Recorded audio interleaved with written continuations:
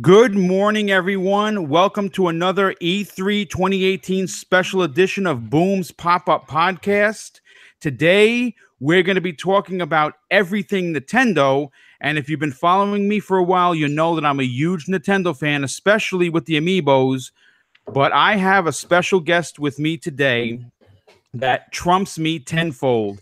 He is one of the biggest Nintendo fans that I know. You've heard him numerous times on the Saltiest podcast. I'm a good friend of his. He's a good friend of everyone. Of course, I'm talking about Nintendo Direct. Dude, thank you so much for taking the time to come on today's show and talk everything Nintendo. Hey, no problem, man. No problem, man. I don't know about that about like bigger than you, but yes, I'm a big Nintendo fan, and man, we got a lot to talk about, dude. From E3 to we were pre-gaming, we were talking about that Fortnite business and how much of a big deal that is, and yeah, we have a lot to cover, man. And you know, I feel Nintendo is in a good place. Nintendo is on the rise, and it's an exciting time to not just be a Nintendo fan, but to be a gamer. Yes, absolutely. Listen, if you bought a Switch and you were wondering when the games were coming, well, they've been coming like an open faucet with no stopper. Yes. And, you know, even though the show may not have been for everyone, they showed a ton of games. Yes, they and did. We're going to talk about them in order, and then we're going to break them down individually. They opened up the show with something that was cel-shaded. It was a big boss battle kind of a thing. Damon X Machima. I'm going to tell you this. I grew up loving Robotech. And when I saw this, my interest immediately was piqued. I want to hear about what you have to say. What was your thought on this game? My thought on this game was, at first, there was rumors that Nintendo was going to showcase a new IP. That was the big rumor throughout people that I know. I know a few people that are close to, that have a few sources. They're not super close to Nintendo, but they have a few sources within Nintendo, and some of them were telling me, "Hey, rumor is they're going to showcase new IP."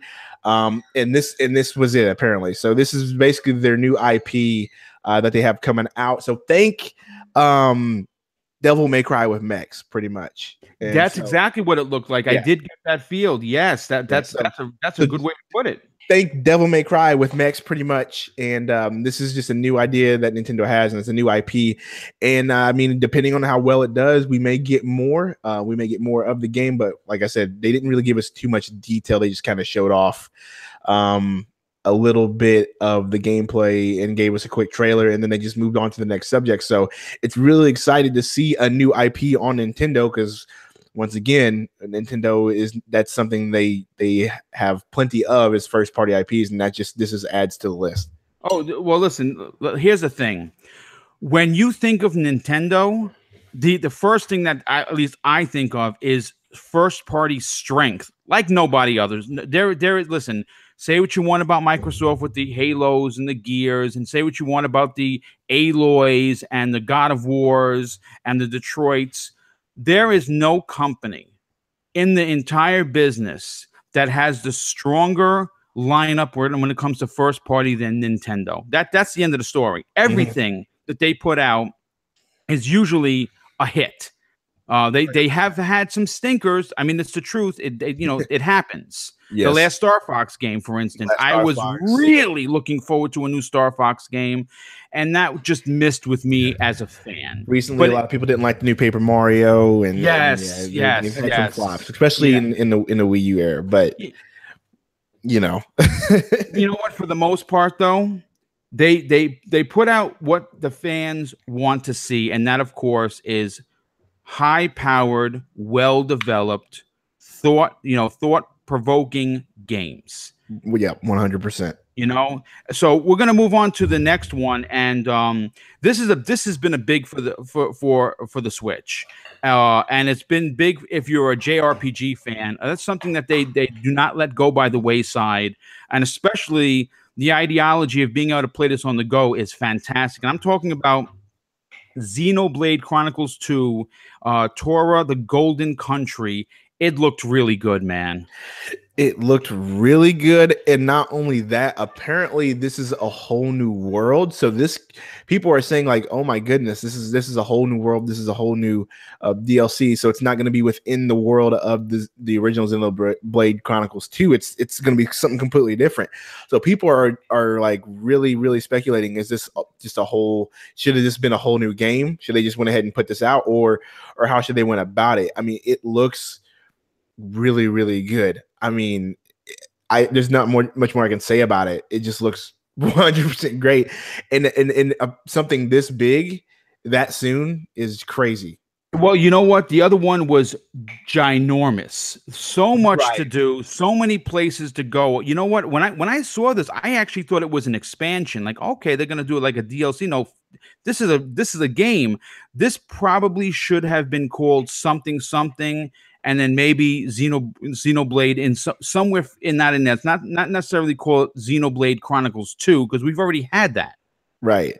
You Well, know? no, this is still the DLC, but it's so big. People are saying it's almost the size of another game. I don't see that. I because I don't think they would just come out with a DLC and make it the size of another game. They would probably just sell as another game. But people are saying that because of the world, it's a completely different world. Like people are clamoring that it's almost the size of another game, which I don't see that. I think by the size of another game, they mean the world is just huge. I don't think there'll be as much content in the DLC as the original game though. But as far as visuals and how it grabbed my attention, they have my attention with this one. Yeah, I mean, listen, if you want, more for your money, so to speak, this is definitely it because you can easily drop 100 hours into. First of all, you can drop 100 hours into the game itself, right? The the 100. Xenoblade Chronicles, no doubt about it. And a DLC, if let's just say, for instance, it's half the size of the original Xenoblade Chronicles 2, that's still very big. And you can drop 30, 40, 50 hours into that easily, I think, especially if you're a diehard fan. Right. Next, we're going to talk about, and this is a long time coming for me as a fan. This is a long time coming for anyone that's always wanted to play a real Pokemon game on the big screen. Yes, we understand that the Switch's lore is that it's portable. I get it, right? I own a Switch. I own 30 plus games. But being able to play Pokemon Let's Go Pikachu and Pokemon Let's Go Eevee on your big screen is a big deal. Nintendo, tell the fans, how big of a deal is this? This game is a really big deal because let's be honest. Technically, we'll start here because we talked about this before that Nintendo had their console and then their handheld market. And then every Pokemon game, every new iteration of a Pokemon game was dominantly on handheld. So no one really ever got a big immersive 3D world kind of game. And so I feel like this game is a sign of what's to come because of what they put in here. The visuals of the game are stunning, especially for a Pokemon game. The visuals of the game are stunning. Yeah. And what's so big about this one is the fact that they're integrating the mechanics from Pokemon Go, which to me at first, I was upset. I was kind of upset about whenever they showed us that instead of when you get into a wild encounter, instead of fighting the Pokemon and weakening them and then catching them, you just throw the Pokeball, catch them, and the Pokemon's yours. That kind of bothered me because I was like, well, they're only doing that because they're just trying to integrate Pokemon Go into it, and they want to get the casual fans from Pokemon Go into this game. So when they see it, they say, "Oh my goodness, I want to get a Switch. I want to get this game," which is genius. Yes, of course it is. It's marketing genius at its finest. It's going to boost sales. But for traditional Pokemon fans and other people, it kind of rubbed me the wrong way. But some people started to convince me. I was in a podcast yesterday, and they were saying, "Well, did you honestly want to fight those wild Pokemon?" And I said, "You know what? You're right. No, but I could see how it could rub Pokemon purists the wrong way." But other than that, the game looks great. It's a return to Kanto. It's a return to the original 151, which is what I wanted personally. Okay. So I'm glad about that. And yeah, man. I mean, other than that, like I said, the game looks stunning. We're back to Kanto. I can get over that. The battle mechanics look great. You can co-op on the couch. Yeah, that's fantastic, dude. What a aspects, nice. Think about this for a second. How cool would it be if you're a kid and you're having your best friend come over and you're both playing, not just watching your friend play? I think it's it's these little things. I don't think Nintendo really gets enough credit for. I mean, okay, yeah, the Switch is selling like hotcakes. Obviously releasing a Mario and a Zelda game in the same year. Just, my God, complete genius. And then they're carrying it over to 2018 and they're doing these little things again. They're maybe some of the games that they were shown at this year's E3 are not their biggest AAA, the newest. I'm not going to sit here and lie, and we'll get into it more specifically towards the end of the show. I was very disappointed with no Metroid Prime footage at all. Yes. No mention of it either. I was a little disappointed, but we're going to move on to the next game, and this has me ultra psyched. Okay, I have a couple of nephews. They love Nintendo. I love Nintendo. And we love playing together. It's just a lot of fun because I just picture myself their age, and I got mine a little older, but to see the joy in their eyes and the excitement when I have a new game that they don't have, because I pretty much try to get everything. I can't do it as much anymore, but with Nintendo, I'll find a way. Super Mario Party. Now, here's the thing. The last couple haven't been the best. A lot of people will tell you that their better days are behind them. Super Mario, a Mario Party 1, 2, and 3, absolutely stunning. The games back then were so much fun to play. The last few, they haven't really hit, but this one looks to bring back the fun. What was your take on it, Nick? Well, at first, I was.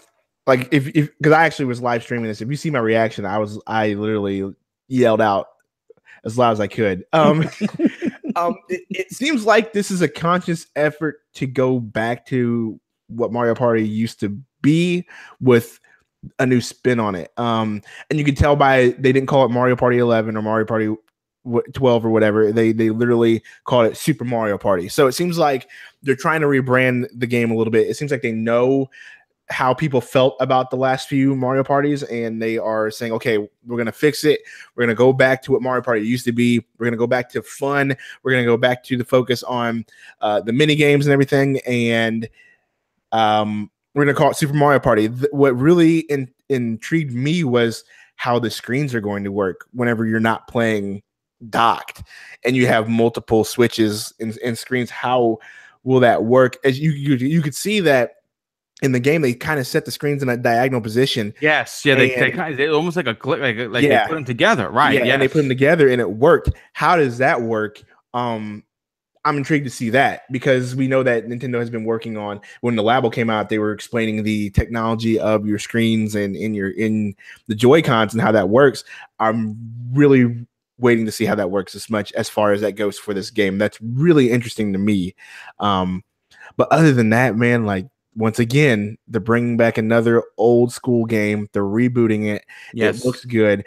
I know that I will be playing it with my kids and my wife. My wife knows for sure that she's going to. She already said, "Hey, this is a day one buy for us."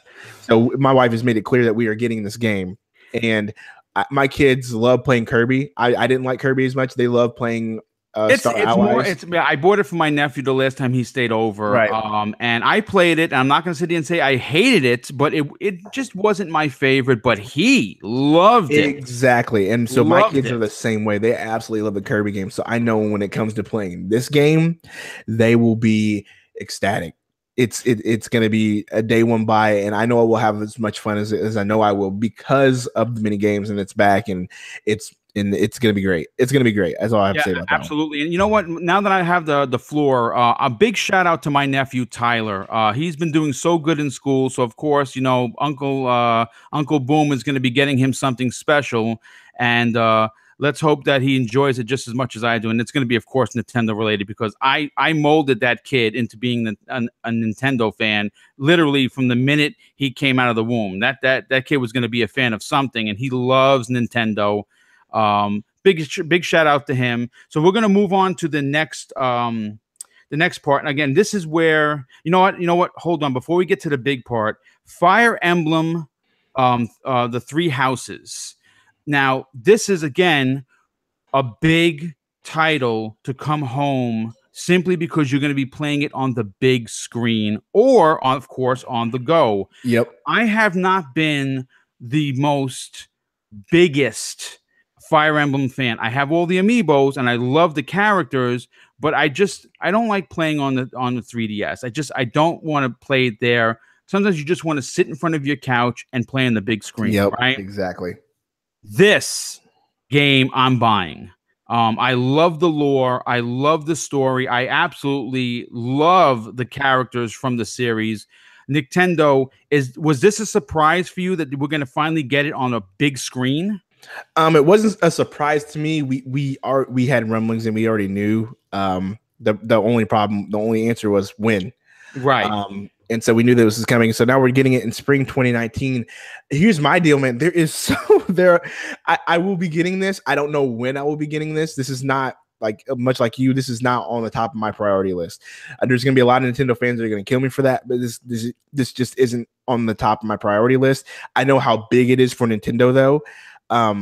There are so many games coming out in spring 2019. Dude, listen, start collecting cans now, bro, right. Because that's what I'm going to do. You see me on the side of the road picking them up because, oh, man. Not just Nintendo, but PlayStation, Xbox. Much. Kingdom Hearts is coming. Like, all these games are coming in the spring. It's just Fire Emblem may get lost in the rush here. And they didn't exactly say when. So when I think spring, because we know that those they could move it to like a releases, June. They could move it to a June or a May. Mm-hmm. So it could be later. So we will have to wait and see as of when it exactly comes out. But even then, it still may get lost in the scramble of all these games, honestly. But I know how big this is for Nintendo. It's huge that we're finally getting one on the big screen.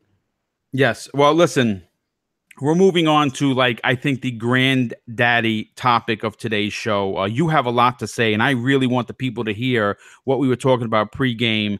And that, of course, listen, Mario's a big game, right? I'm sorry, not Mario. Someone's ears are bleeding. Mario is a big game, right? Yes. Zelda is a big game, but I don't think we have gotten a game this big on the Switch. And of course, I'm talking about Fortnite not only being announced yesterday, but they did we got the one more thing. Hey, go play it right now.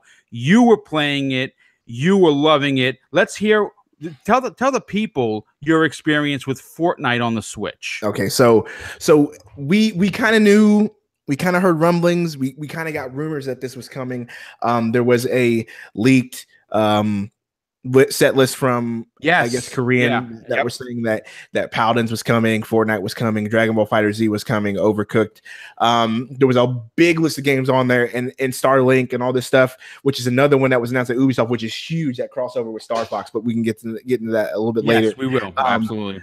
But as far as this game, so there was a tons of speculation that was coming, but here was the kicker though. A lot of people thought that it was just going to be the single player. Nobody thought that Battle Royale was 100% possible.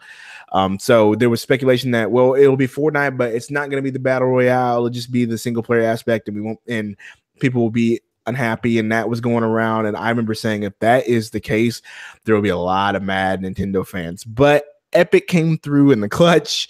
Yep. They announced it at that E3. They pulled out, said Fortnite is coming. It's available today as of June 12th. Go download it in about an hour. Pretty much Reggie said after during the direct, go download it at 11 Pacific or whatever. It'll be available with Battle Royale. And then on top of that, what was great about this, and I didn't do this because I forgot my Epic account, so I'm really mad about this. And it's a one-time shot on Nintendo, so beware if you do get Fortnite on the Switch. Make sure you get your ducks in a row. It's a one-time shot. You get your Epic account from your other platforms such as Xbox or PC, whatever, even mobile. You get that. You link your account to the Switch. It's a one-time shot. You can't go back and redo it, or you have to delete your Salty, I was talking to him. He did the same thing. His wife set up the account, and he was mad because he didn't have his stuff. He had to delete his account, set up a new one, and then set up his Epic account under that new account. So he had to create a whole new account. So that in itself is kind of a headache. I hope they fix that. But be aware that you have to do that. You link your Epic account from all that, and you have all of your stuff. So any battle pass that you purchased, everything works together pretty much. So if you play on a Switch, you play on the Xbox, you play on mobile, it all goes towards your achievement. So if you're in a battle pass in one point and you're at state tier 10, you're going to be tier 10 on the Switch and on Xbox. That's great. And on mobile. So it all works together under one banner, under the Epic banner and Epic Friends. It is seamless when it comes to crossplay. Now it's not seamless as when, on Switch, when the draw time's not good. On the Switch, clearly the resolution is a little dumbed down. It's at 30 versus 60 on the X and other platforms, so you do have a disadvantage there. But I believe in Epic that they will continue to update the game and fix those issues on the Switch. They are constantly updating this game every week. They already said there's like 4 patches already in works for the Switch already. Wow, that's great. So there's going to be good support for the Switch on this. They're not just going to put this out and leave it alone. They're going to continually work on it. Rumors are that there will be some Nintendo focused content yes. On the way. Of course, they have to be, dude. So like as far as for when you're on Nintendo, you may be able to have a Zelda suit or a Bayonetta outfit or a Mario outfit. There's rumors that that's in the works, so hopefully that comes. But the biggest part about this is the crossplay. Yes. And I want to talk about that because like I said, my buddy Salty is gaming. He was originally playing on a Switch. We were playing together during my stream last night. And then he was like, yo, I don't think I can do this right now. This has really hurt my eyes, because he was playing in handheld mode. And he wasn't in front of his TV. He's like, I'm gonna go switch to Xbox real quick. I was like, cool. I want to see how seamless this works.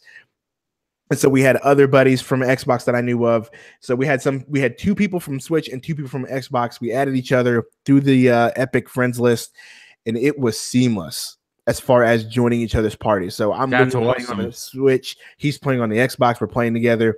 The only issue is right now is the party chat. There's no voice chat support right now. Epic says that's coming tomorrow, so we'll have to see as far as plugging in your headphones to your Switch and just chatting away. So we had to either go through Discord or I had to log into an Xbox Live party to talk to Salty. But either way, like, this is huge not only for Nintendo, but this is huge for gaming, period. As far as crossplay comes, this is the beginning of the future as we know it. As far as crossplay goes, we have Rocket League with crossplay. Now Paladins is out. That's coming with crossplay. Fortnite's out. And it seems like Epic is just taking that to the next level, improving and breaking down walls, improving that. Yes. Boy, they really showed what a company is supposed to do for their fan base. I mean, is this not just really, okay, before we go any further, with all of the happiness of Fortnite coming, chat coming, wearable Nintendo clothes coming for your character, which I think is going to be awesome. Yes. There's also a very ugly side to gaming. And, if you're a PlayStation fan, close your ears. If you want to give the show a thumbs down, I gotcha. It's not a problem. You want to walk away from the podcast right now, go ahead. We have to talk about how disgustingly petty Sony is being with this. And I want to bring up something before I get your thoughts, because you had a lot of really interesting stuff that I want the fans to hear. Greg Miller, who I was always a huge fan of, and then of course the incident with Colin Moriarty happened, and that was that big breakup. I kind of lost a little respect for him, but I am going to read a tweet that he did yesterday evening. And he's obviously one of the biggest PlayStation fans that I personally know in the industry. He has all of Sony's big named, CEOs on speed dial, I'm sure, on his phone. And this is what he had to say in a tweet. It says, "At PlayStation, fix this.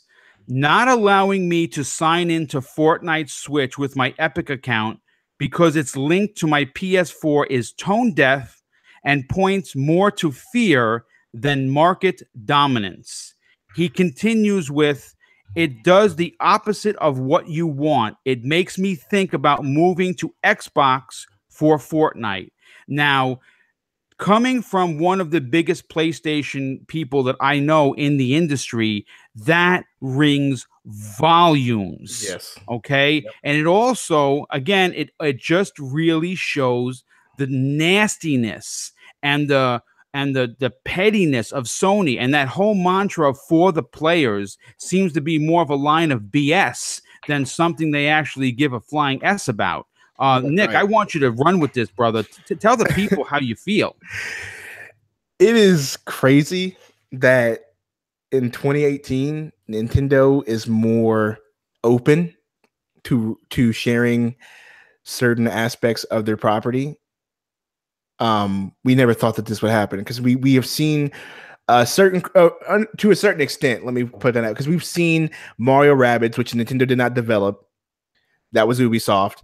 They have a relationship with Ubisoft. We saw the Starlink crossover with Star Fox.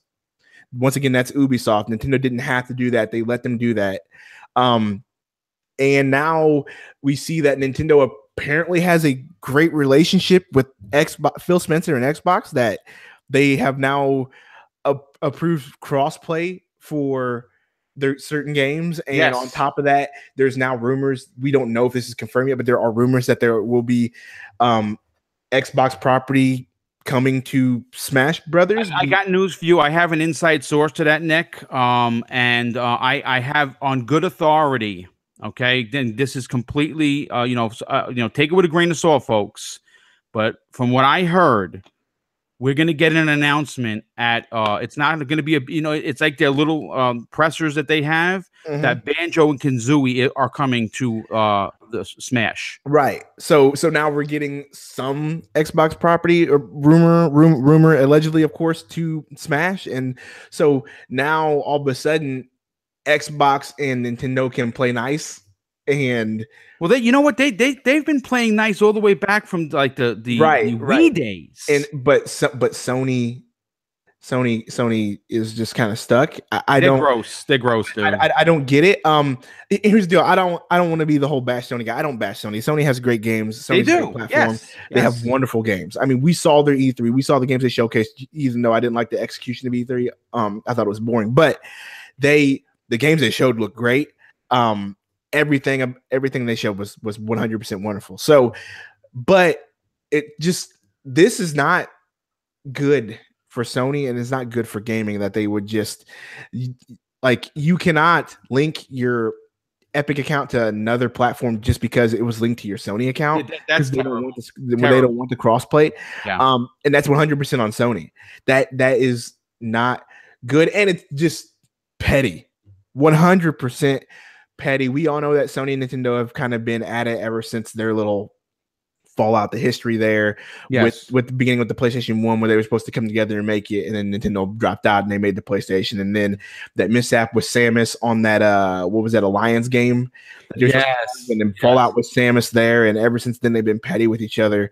And then Sony also just seems to be petty with Xbox, and they don't that's their main competition they see.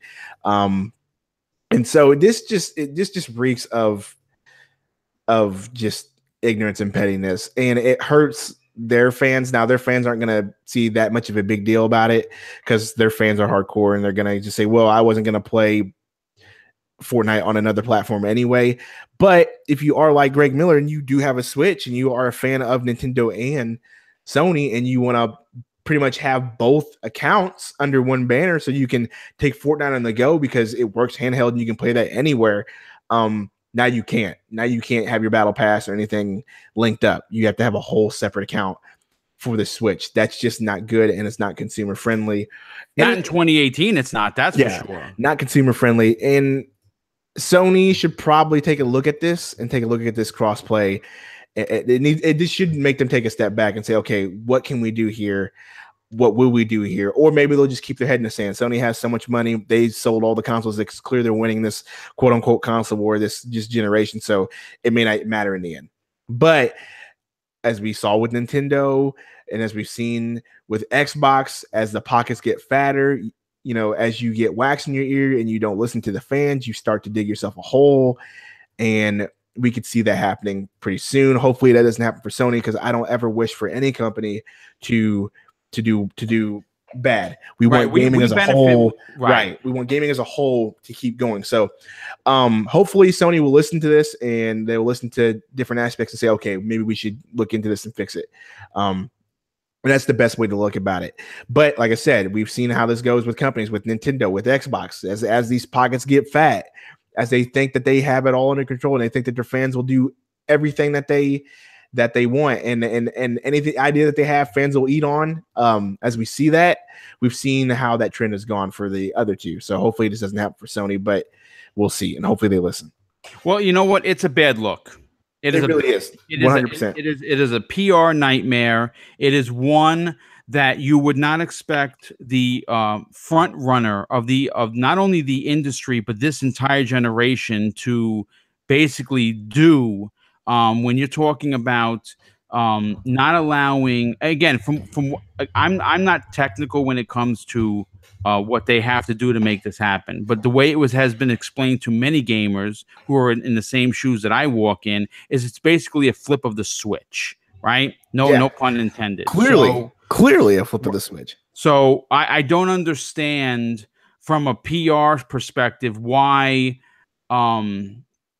they are allowing this. And you're right, maybe because they're so pocket full and, you know, the wax build up in the ear, they're just not listening anymore. But you know what? There's a couple of things I want to, just kind of rewind time about. If you remember the PlayStation 3, where, well, if you can't afford to get a second job, how'd that work out for them? Right? Exactly. And then you fast forward to a few knuckleheads from Microsoft saying, "Hey, if you don't want to play online, I got a console for you." You know, it's movements like that. We laugh now. We laugh now because when you say it out loud, it's hilarious. It's ridiculous. I remember that. Like, who actually listen? I understand you can think that in your mind, but to say it out in a public forum, definitely not good. And for this is just another Sony F up, in my opinion, that proves that the slogan that for the players, they're really not for the players. They're for the Sony, for the bank account. Right. Greatness awaits their bank account. And it's almost ridiculous. But you know what? We've talked enough about it. They brought up 3 games right after that. They were smaller titles. I think it's worth talking about because from what I understand, Overcooked 2 is that an exclusive to the console, or is that like just a timed exclusive? Because I didn't hear Overcooked 2 announced for anything else but the Switch. I believe it's on PC. Oh yeah, but that's fine. It's still technically. Listen, the way I figure it is, see, again, this generation is very different from when I was much younger. Right. When you say console exclusive, everyone's like, well, wait a second. It's PC. If I can't play Overcooked 2 on a PS4 or an Xbox One, it's a console exclusive because the PC is always going to be the PC. Yeah, it's coming to all 4 platforms. I just okay, good. So it's coming on the Switch, PC, PS4, and Xbox One. So it's coming to all 4 platforms. I wanted to make sure that I confirmed that before I said, but I knew it was coming to PC for sure because I was talking to my buddy about it. He was like, "So you're gonna get Overcooked for the Switch?" And I was like, "Sure, I think so." He's like, "Dude, it's a fun game." He goes, "I played the first one on PC, so." So I knew that it was coming to PC after that one, but I didn't know if it was coming to the other consoles. But I just looked it up, and yeah, it's on its way to the other 2. Okay, well, you know what? I'm still excited. I think it's a fun game, especially. I think it should be fun on the Switch, especially if you have friends over. Right, that should be a lot of fun. Mm-hmm. Then they brought up a title I've never heard of it. Me either. Killer Queen Black. Now, according to, when they were talking about this game, they said it was like this huge PC hit. I keep my ear to the floor, and even though I don't play PC, I personally never heard of it. It looks interesting. It looks kind of like almost like a Smash Brothers, just so to speak.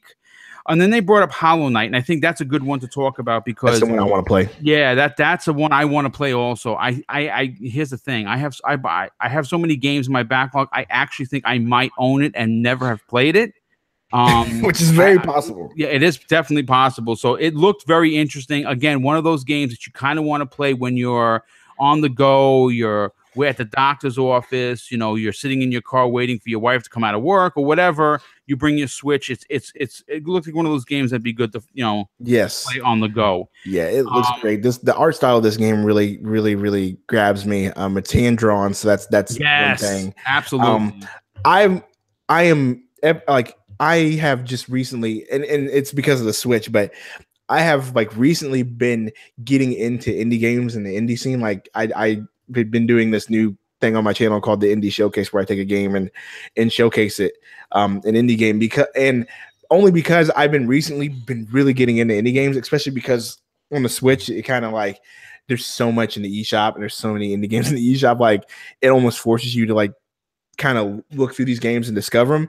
This is one of those games that I'm really looking forward to playing. Like I said, because I've been really getting into indie games lately, and so maybe a year ago my radar wouldn't have been up for this, but now it's way up. So this is definitely one of those games that I'm looking forward to playing ASAP. This is probably a day one. Oh yeah, I'm right there with you. But you know what? We're going to talk about I think one of the bigger exclusives. Yes. JRPG. Yes. They just put out a demo. I think it was today. Yes. Man, it's coming out July 13th, 2018. Octopath Traveler looks phenomenal. Yes. And I can see myself putting a huge amount of time. I know that you're super hyped for this game. Bring it home. Tell us why we should be getting hyped about Octopath Traveler. Okay. This game, bro. The first of all, start with just the artwork. It looks like your traditional Super Nintendo RPG. Yes, it does. But with the way the artwork works, it's got kind of 3D aspects to it. It is a 2D side scroll, but the way they made this game, oh my gosh, it is a treasure. Yeah. I cannot wait.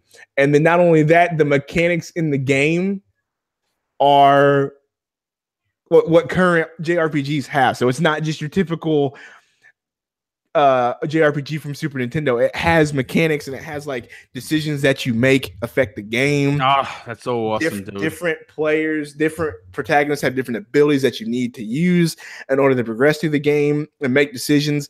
It's gonna be amazing. It's gonna be amazing. And not only that,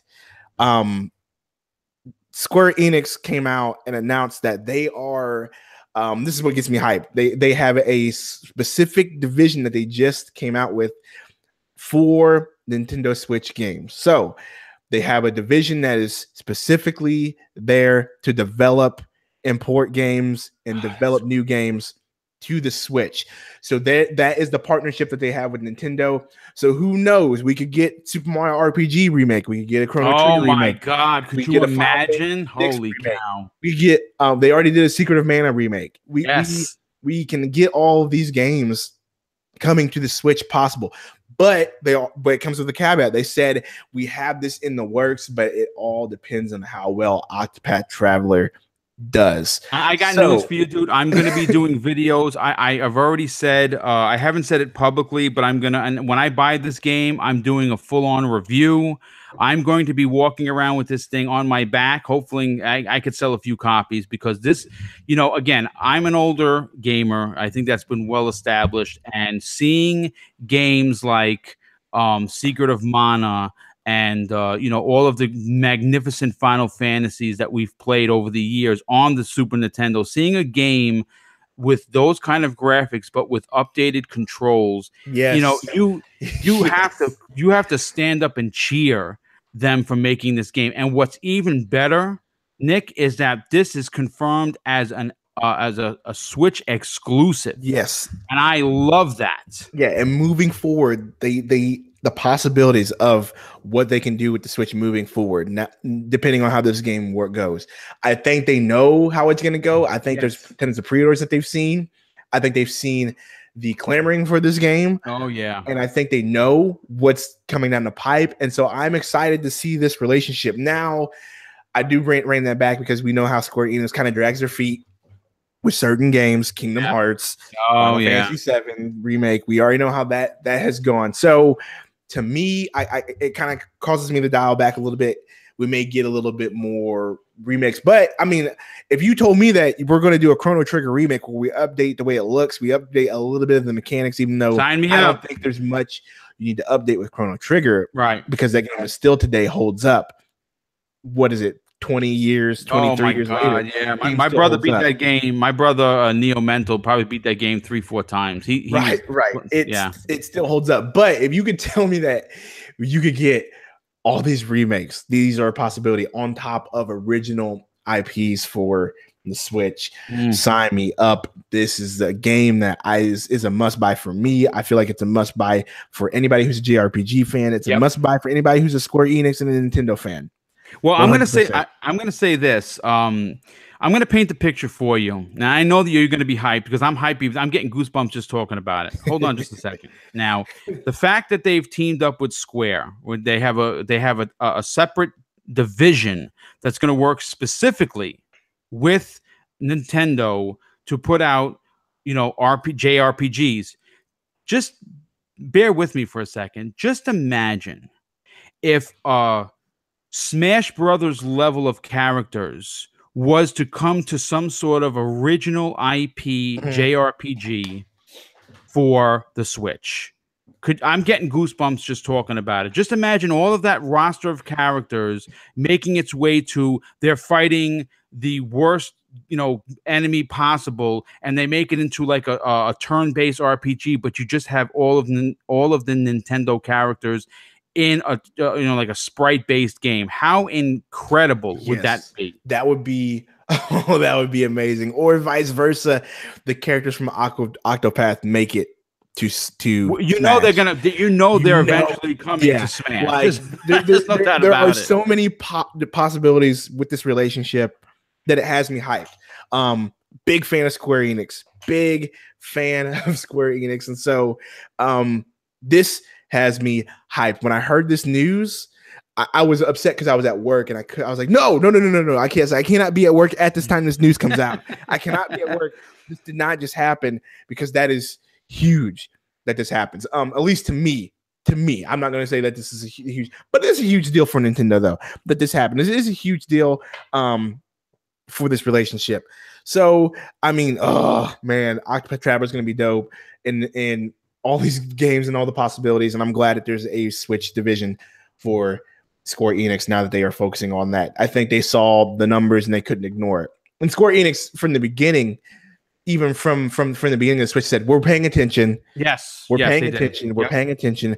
We're going to see what we can do. They were one of the first ones. Them and Capcom both said, okay, we see the Switch.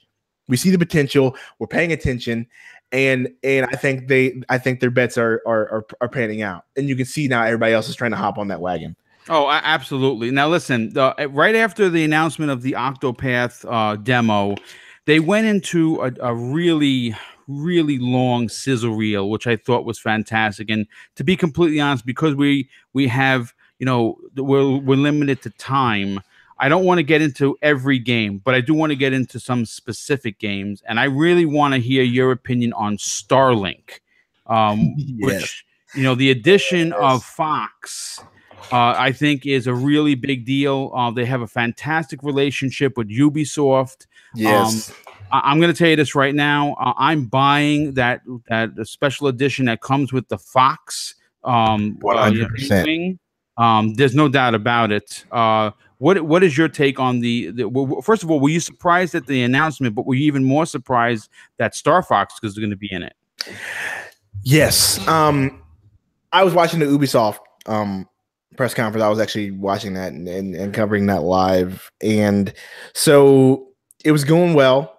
They just did the double dash, or not the double dash. They just did Mario Rabbids with Donkey Kong, and then these guys came out. And they were talking about Starlink, and I was like, what is this No Man's Sky meets Skylanders kind of game that they're doing? This looks cool. I was like, and I know it's coming to Switch because the rumors were that it was. So I was like, it's a must buy for the Switch, clearly. So I'll do that. And then whenever they hit us with the Star Fox crossover, the way they did it was just genius. First of all, anytime you get to spend with Miyamoto, Right. is a good time spent because that Exactly. guy is even as popular as he is, as long as he's been in gaming. How genuine did he look? How he was still shy. Like you love that about the guy. Right, right. And it was it's great. And here's what I think. I think this is smart on Nintendo and it's smart on Ubisoft.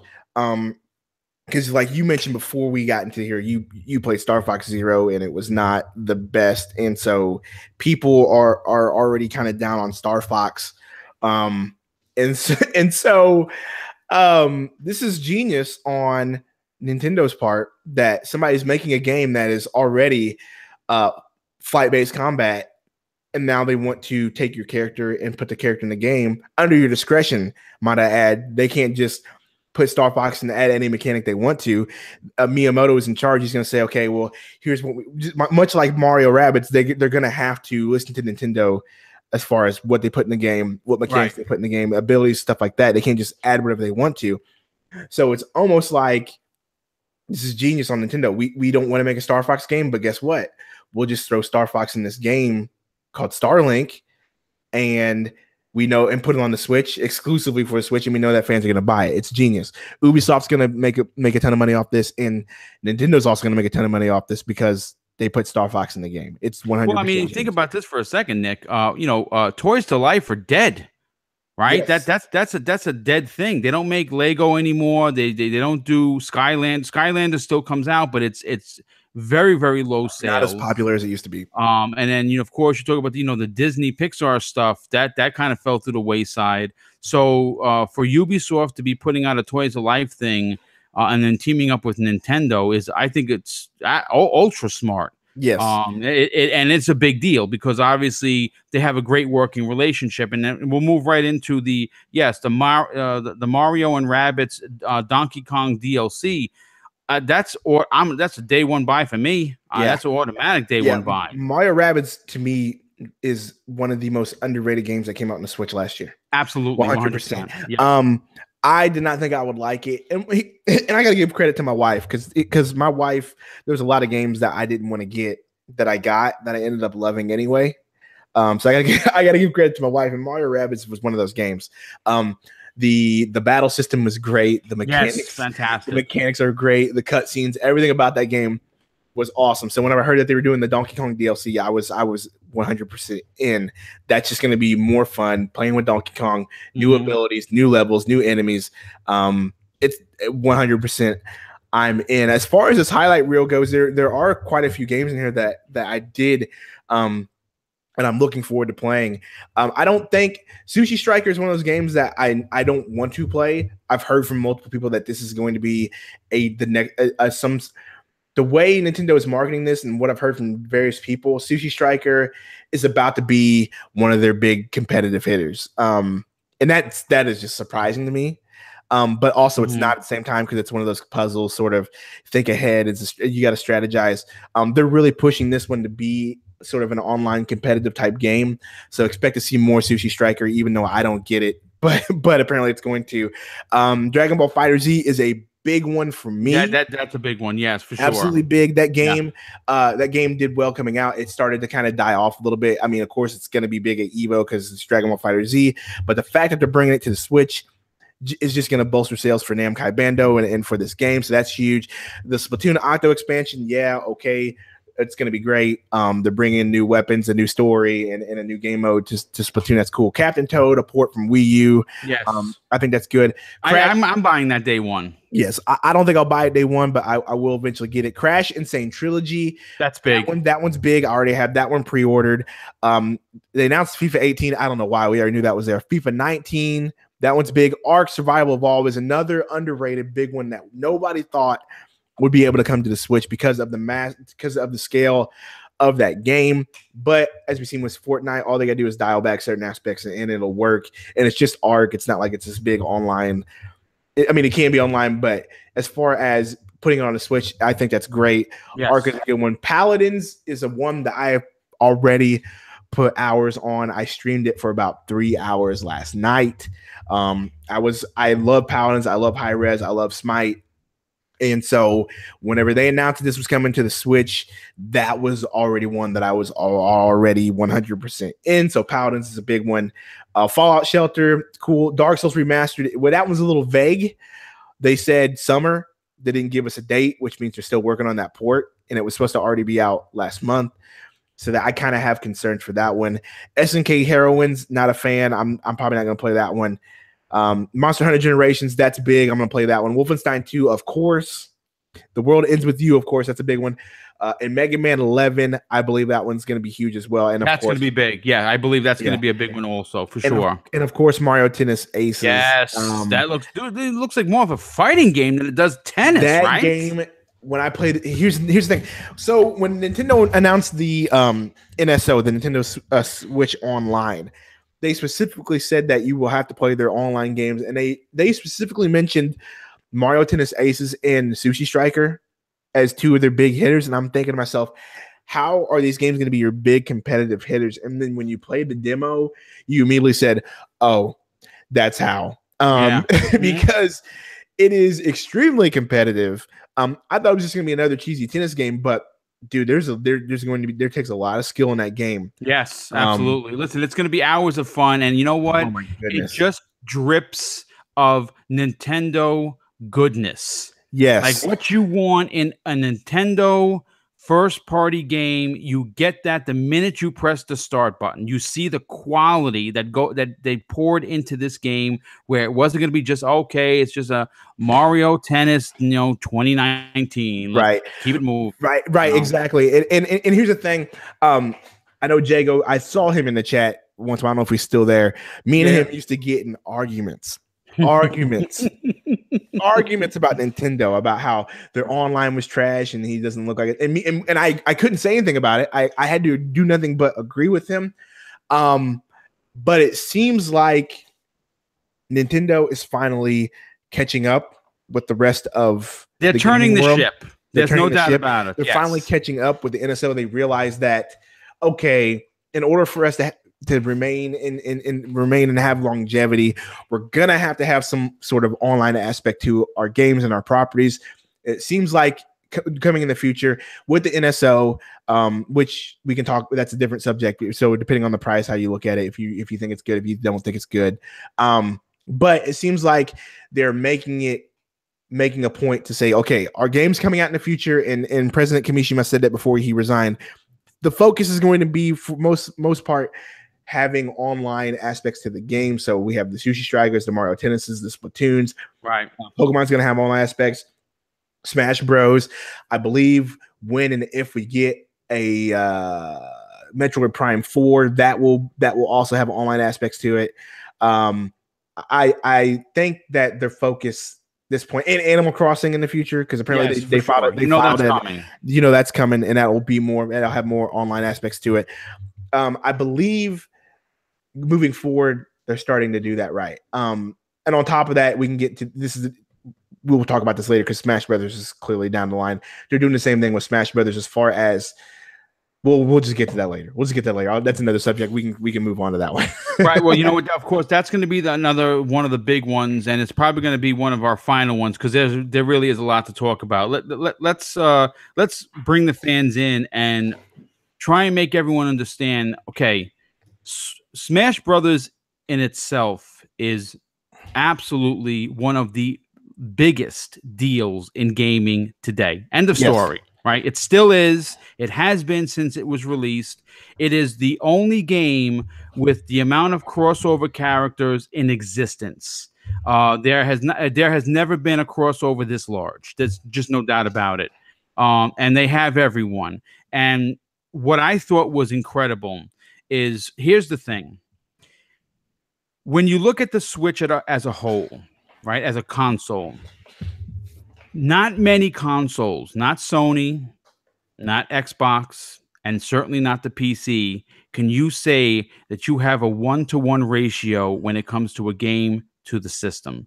They have that in spades. They have it with Mario right now, and they have it with Zelda. Literally 1-to-1. It's probably somewhere in the high 90 percentile, where most people who own a Switch own those two games. Yep.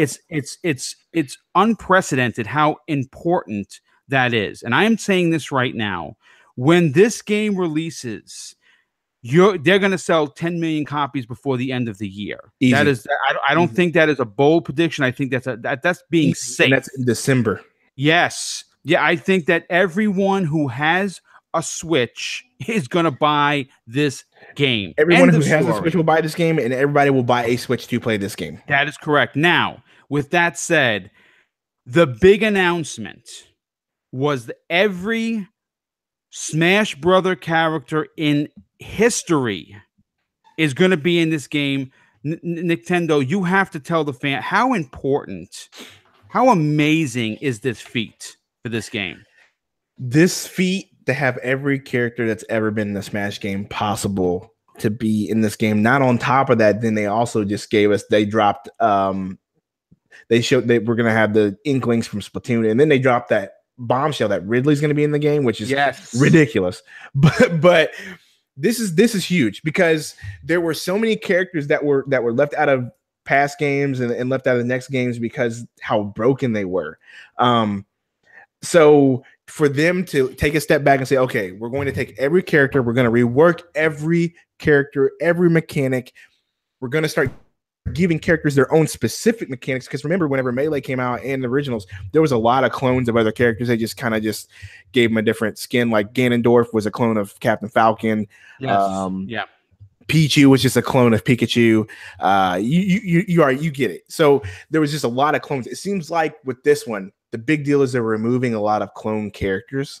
They're starting to give each character their own moveset, everything like that.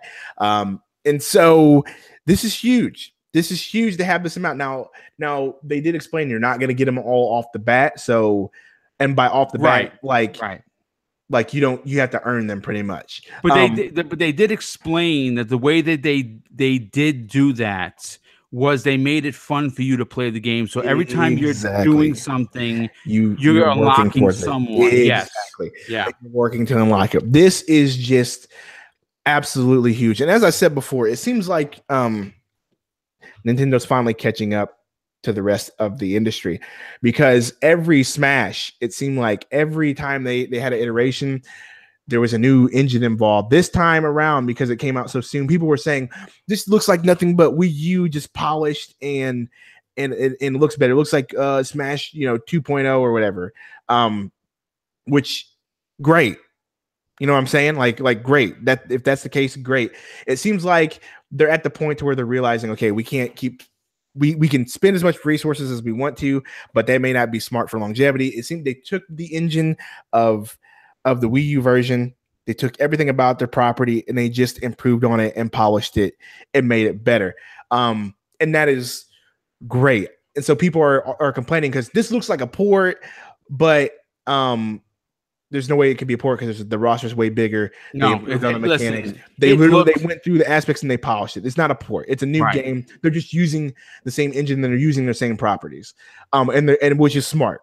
Because nobody's going to complain about Call of Duty doing it every year. No one's going to complain about Battlefield looking like Battlefield 2 looking like an improved version of Battlefield 1. Sports fans don't complain about Madden coming out every year or EA Live or 2K. That is correct. Yes. Yeah. Dude, let's not forget the fact, Nick. Let's not forget the fact, Nick, that people are still playing the N64 Smash. Exactly, or the GameCube Smash, which is the one that everybody hails. So for them to actually take their property and improve on it this time around, great, good on them. This game is going to be amazing. It's going to be a console seller, and it's going to sell. You said 10 million. You're being safe. I mean, they already sold how many Switches? They like dang near 20 almost. They're up there. I can see, and their goal by the end of this year was 25. With the release of Pokemon, with the announcement of Pokemon, that's going to sell some Switches. Oh my God, forget about it. Smash is going to sell some Switches. They're going to just think about this, Nick. It's coming out right before Christmas. Before Christmas, they're going to that is going to show up in everybody's stockings, bro. I don't care what holiday you find yourself celebrating. This game is going to be in someone's purse or box or stocking or wherever, and they're going to be giving it to their loved ones, and it's just gonna. It might break all kinds of records. At least I don't doubt it will. Edward Norton says, but all y'all hype for the GameCube controller. Yes, I am. Yeah, yes, I will be buying it. Guess what, folks? The GameCube controller, 100%. They're gonna get me again. They're gonna get me again. It's crazy because we were having a debate with my buddy Abaddon. We were talking. He was doing a live stream. He was doing a podcast, and he was saying, "When do you guys think that Smash will come out? When do you think it'll come out?" And so people were saying October. Someone even said August. They said it'll be a summer hit. I was like, back that up. I don't think that'll happen. I go, it'll come out.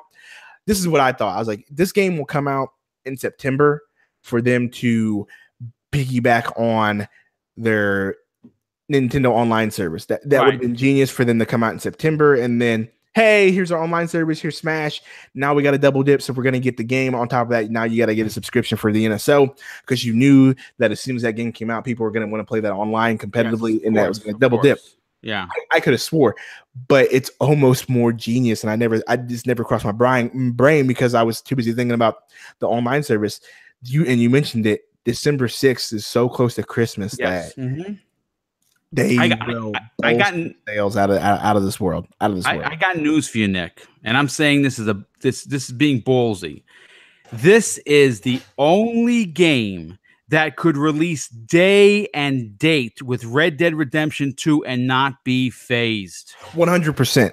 100%. That's the power of Smash. Yes. 100%. This is one of those only games that could have done that. And here's the funny thing: you see how all these other games are running from. Yeah, they're all running from the hills. and Fallout, because there was a lot of games that you could have saw that were November releases, like Anthem. They moved that back. I think all these other games saw Fallout and then Red Dead and said, "Oh, we can't do that. We got to move this back," because you saw The Division, that's in February. Yep. Anthem, that's in February. Kingdom Hearts, I think, could have stood. I think Kingdom Hearts has come out in February because they're not ready, even though they're showing us certain things. But that's a different story. But those two big games, those games are clamored for enough as it is. Anthem is a very ambitious project, and that they're running from Red Dead and Fallout. And Nintendo says, guess what? Fallout, we have Pokemon coming out the same month that your Fallout's coming out. Guess what? Guess what, Rockstar?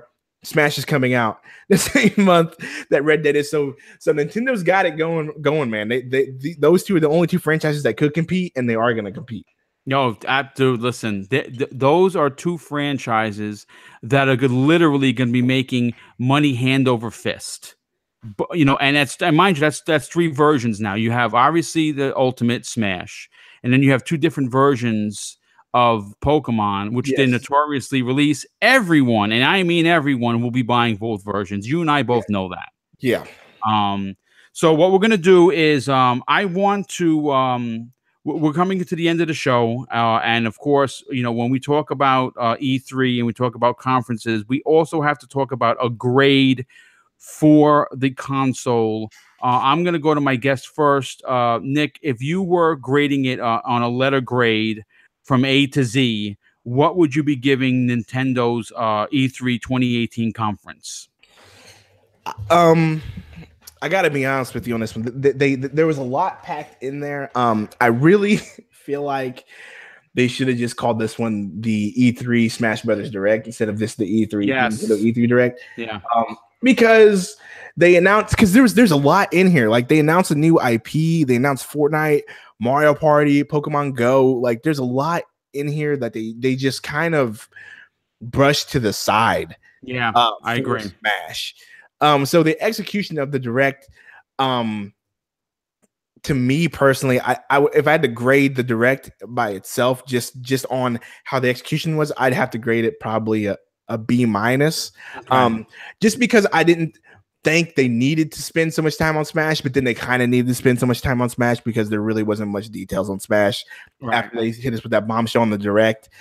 We kind of knew what Pokemon Go was going to be. We kind of knew some of these games are coming down the line.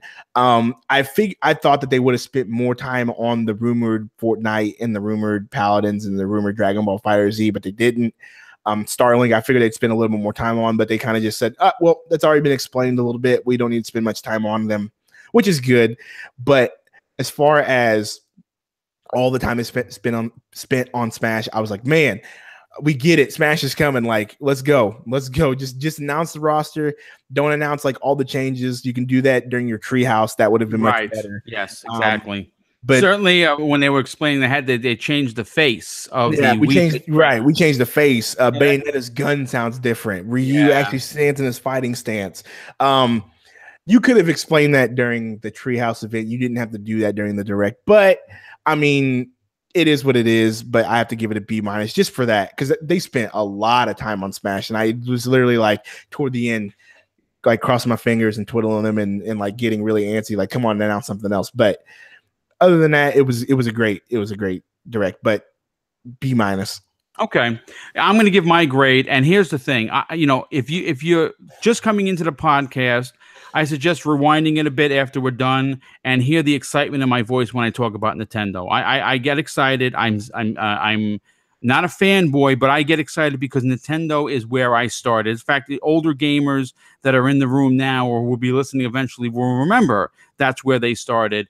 I have to say that I was very, very disappointed on two fronts. One, that we didn't get anything Metroid Prime 4. Yes. The fact that it wasn't mentioned was, to me, very, very heart-wrenching. I expected at least some sort of a trailer, something to say, okay, we know what's coming. They already announced it, but whet my appetite a little bit. And the second thing, of course, involves Metroid again. I am still waiting, and I don't understand why this is the holdup for this. The last Metroid game on the 3DS should be on the Switch. I don't understand why we do not have a game of that caliber that is really everything I would want as a Metroid and a Samus fan on my Switch. I don't understand. I thought I would have put money that they were going to, okay, we're not going to give you Metroid 4 Prime, but we're going to talk about this and kind of like, the old cup trick. Or the ball's on this hand and no, it's over here. At least to kind of sway some of the disappointment of not getting anything Metroid Prime 4. They could have easily been like, okay, listen, we know you wanted that, but here's this. I would have walked away very happy. I would have went out literally on my Switch and bought it digitally immediately after they said the last word of Metroid. I don't understand why that's not on there. It just shocks me. I don't get it. I think that the Metroid news will come at the later direct. It probably will, yes. Because they still have, one, Ed Norton pointed out they didn't even talk about the NSO, the Nintendo Switch Online service here. Right. I feel like they probably should have done that. But once again, we'll probably get a direct in September for that, a mini direct for that. And then I feel like we'll get a direct in November toward the end of the year. Standard fare for Nintendo, and that's good. I'm glad. But I'm going to give them a C. That's what. Yeah, I'm going to give them a C because too much time on Smash, man. Listen, Smash already has me in for 2 copies of Smash Brothers Ultimate, one for me, one for my nephew, and of course, one of each of the GameCube controllers. I'm buying. They already got me for $200+. All right, so I'm excited. Right, but there's it just okay when you're watching the direct. Right, you're watching it, and at the 17-minute mark to the end of the show, which was about an hour, that's a lot of time on one game. And even though they kind of jam-packed all of these games in there, some of them that I'm excited for, of course, we talked about that early in the show. I still think that they could have done more. I certainly expected more, considering how well the Switch is doing. So I'm gonna end it with a C. But you know what, Nick? First of all, I want to thank you for answering the call yesterday. I reached out to you privately, and of course, I could not have been happier that you said yes, that you came on the show. You are one of the biggest Nintendo fans that I personally know. You have a great deal of knowledge. It was a real honor having you on the show today. Please tell everyone where they could find you, sub to your channel, and hear what you have to say about everything Nintendo. All right. So you can find me on Twitter. Let me just go ahead and post this at Nintendo Direct. That is my. Whoop! I didn't even type it. Either way, my Twitter handle is at Nintendo Direct. The I in Direct is a 1.